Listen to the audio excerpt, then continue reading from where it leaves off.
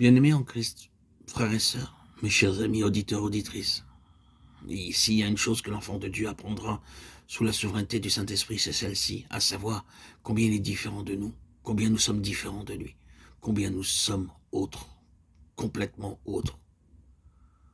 Mais que Dieu soit béni maintenant dans cette dispensation si nous sommes de vrais enfants de Dieu. Celui qui est entièrement autre que nous n'est plus seulement objectif, il est en nous. C'est la phase de cette autre nature. La première phase, c'est le fait de la différence. Voulons-nous accepter ce fait? Voulons-nous maintenant, à ce point même, en cet instant même, à l'instant T, au moment où je vous parle, frères et sœurs en Christ, reconnaître simplement ce fait? Le Seigneur Jésus est entièrement autre que moi, que vous. Alors même que je pense avoir parfaitement raison, il peut cependant être entièrement autre et je ne puis jamais m'appuyer sur mon propre sens de justice avant de lui avoir soumis ma justice. C'est très absolu, mais c'est très nécessaire. Plusieurs d'entre nous, nous avons appris ces leçons. Nous ne parlons pas de ce que nous avons tiré d'un livre, nous parlons de notre propre expérience.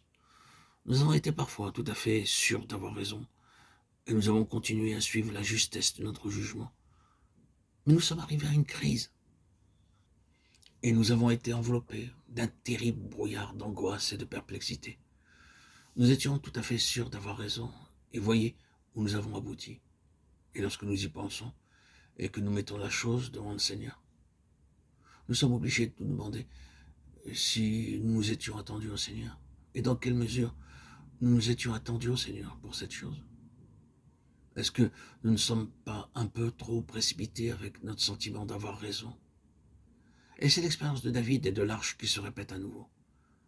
Les mobiles de David étaient très bons, et le sens que David avait du dessein de Dieu était très juste. Il était vrai que Dieu voulait avoir l'arche à Jérusalem, mais David se saisit de la chose dans son âme. Elle devint son idée, et se développa en lui dans un grand enthousiasme. C'est ainsi qu'il fit le char. Le mobile, le bon mobile, la bonne idée, l'esprit sincère le poussèrent dans la détresse la plus terrible. L'Éternel frappa Uza. Uza mourut en la présence de l'Éternel, et l'arche fut conduite dans la maison d'Obed-Édom pour y demeurer.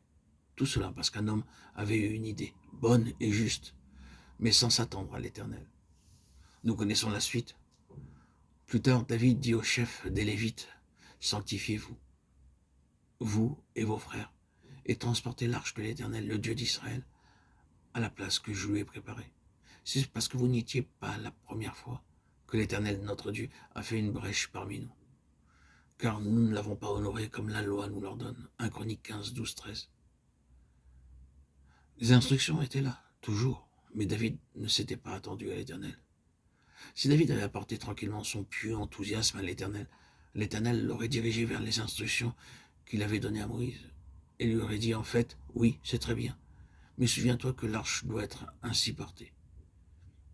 Il n'y aurait eu ni mort, ni délai, et les choses auraient été parfaitement accomplies. Oui, nous pouvons avoir une idée très bonne pour le Seigneur, mais il nous faut la soumettre au Seigneur, pour être tout à fait sûr que ce n'est pas notre propre idée pour le Seigneur, mais bien la pensée du Seigneur qu'il a mise en nous. Il est très important d'apprendre Christ. Il est tellement autre que nous. Nous le voyons, cela divise très largement les chrétiens en deux classes. Les chrétiens en général peuvent être divisés en ces deux classes. Il y a cette grande classe de chrétiens dont le christianisme est objectif et extérieur. C'est pour eux la question d'avoir adopté une vie chrétienne, de faire désormais une quantité de choses qu'ils n'auraient pas faites autrement. Ils assistent aux réunions, ils vont à l'église et ils lisent la Bible. Ils font beaucoup de choses qu'ils n'avaient pas eu l'habitude de faire.